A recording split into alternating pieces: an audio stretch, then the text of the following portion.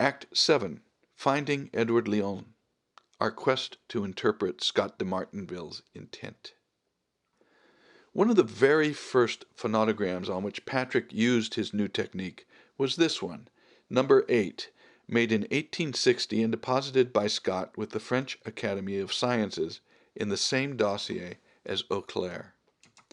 Number 8 contains the opening lines from Aminta, Torquato Tasso's classic play from 1573. Here Scott wrote the opening words in the margin.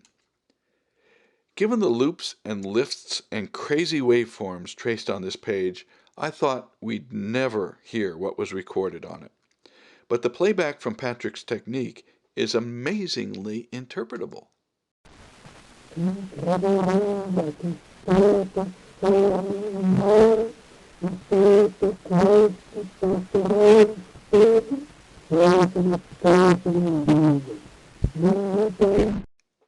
As if hearing a recording made in 1860 isn't cool enough, this is the voice of the inventor himself.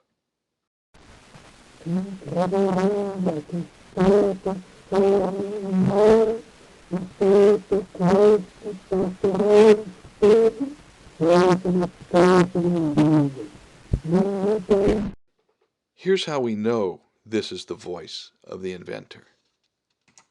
Scott wrote in the margins, I was wrong. It should have been umane forme, not forme umane.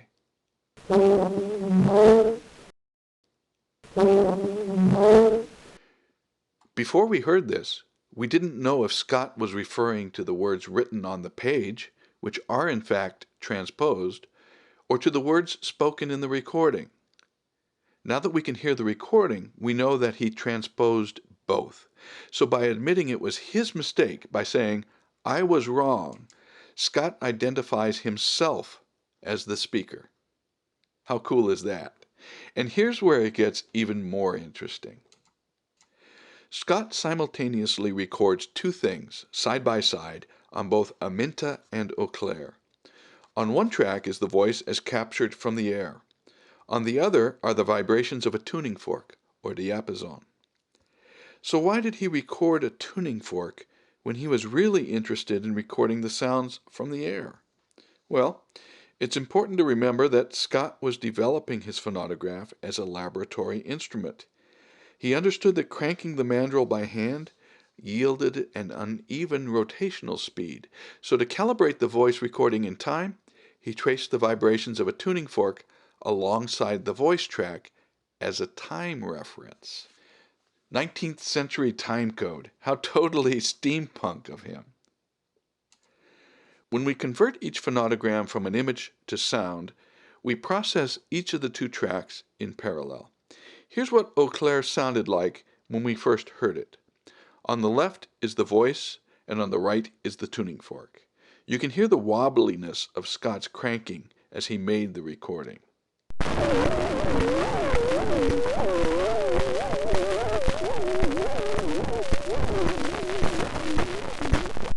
Let's isolate just the tuning fork track. The pattern of Scott's cranking becomes very apparent.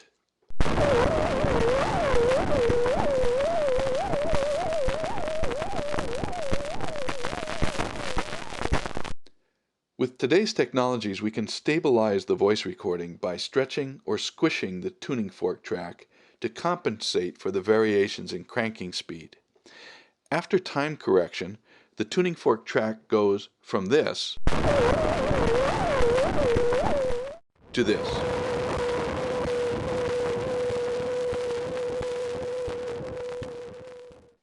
Once the fork is stabilized, the voice snaps into place.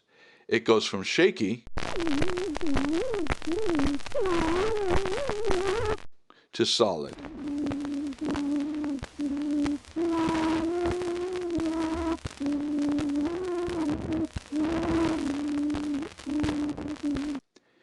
Another advanced feature of Scott's two-channel recordings, the pitch of the tuning fork establishes the correct playback speed. Scott wrote that his tuning fork was calibrated to 500 simple vibrations per second. When we first played Clair back in 2008, we had to determine what he meant by that. Today we measure frequency in cycles, a cycle meaning a full positive and negative excursion of the sound wave. But in the 19th century, French acousticians measured things differently. For them, a simple vibration was half a cycle. What we call one cycle, they called a double vibration, the combination of two simple vibrations. We'd done our homework and we knew that, but it wasn't clear to us that Scott knew that. On screen right now is one of his own explanatory diagrams. From A to B, he writes, is one simple vibration.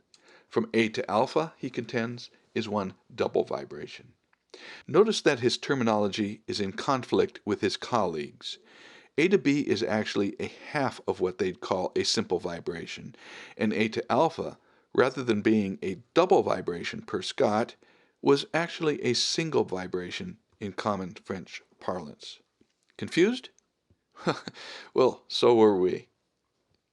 By 500 simple vibrations per second, Scott could have meant that his tuning fork was vibrating at 125 hertz, or 500 of these, as his own notes imply, or at 250 hertz, 500 of these, as acousticians of the day would have understood, or at 500 hertz, the unit that seems most obvious to us today.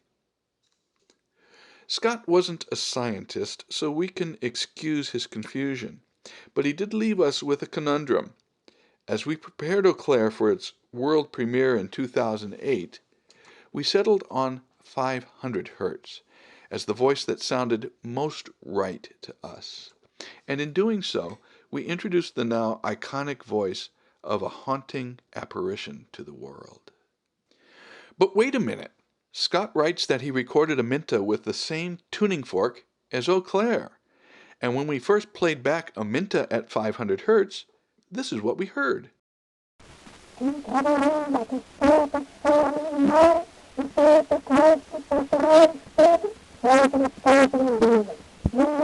Both the cadence and the pitch are unnatural. Clearly, this is too fast.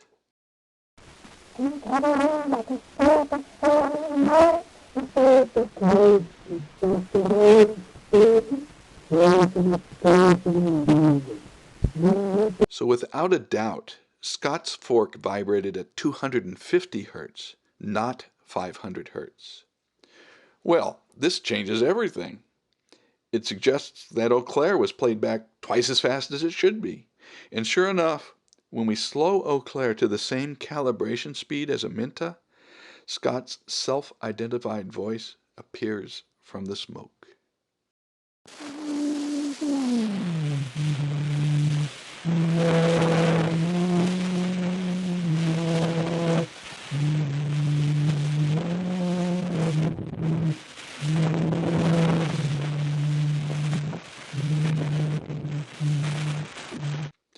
This is Scott speaking slowly, clearly, lugubriously, as he watches the stylus vibrate to the sounds of his own voice.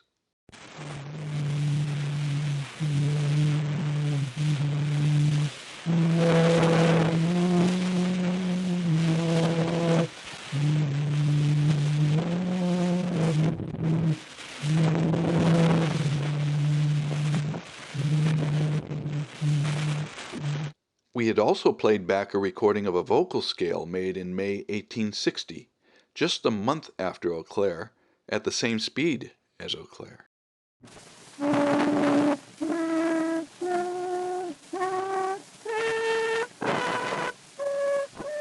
But again, when we slow the recording to its correct speed, the voice of the inventor conducting an experiment again emerges.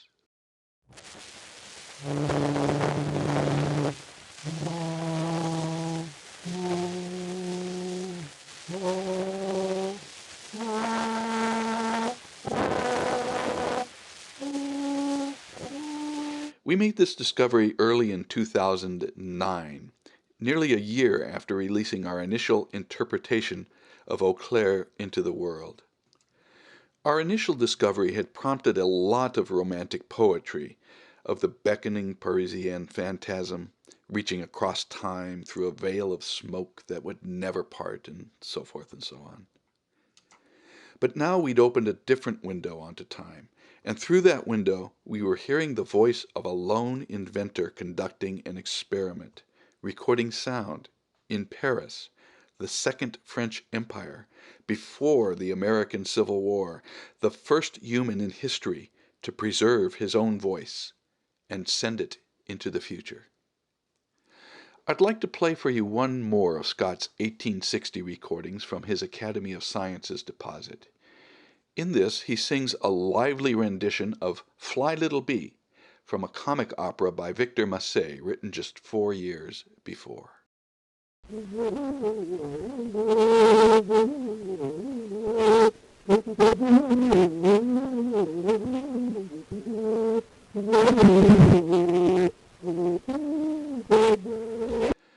To our knowledge, this is Scott's last phonotogram from the fall of 1860.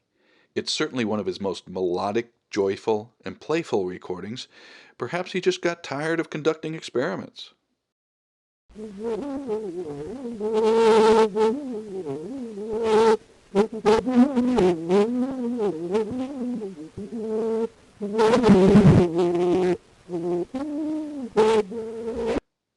So, with the 1860 recordings played at the right speeds, our correction of the record is complete. Let me state the facts clearly.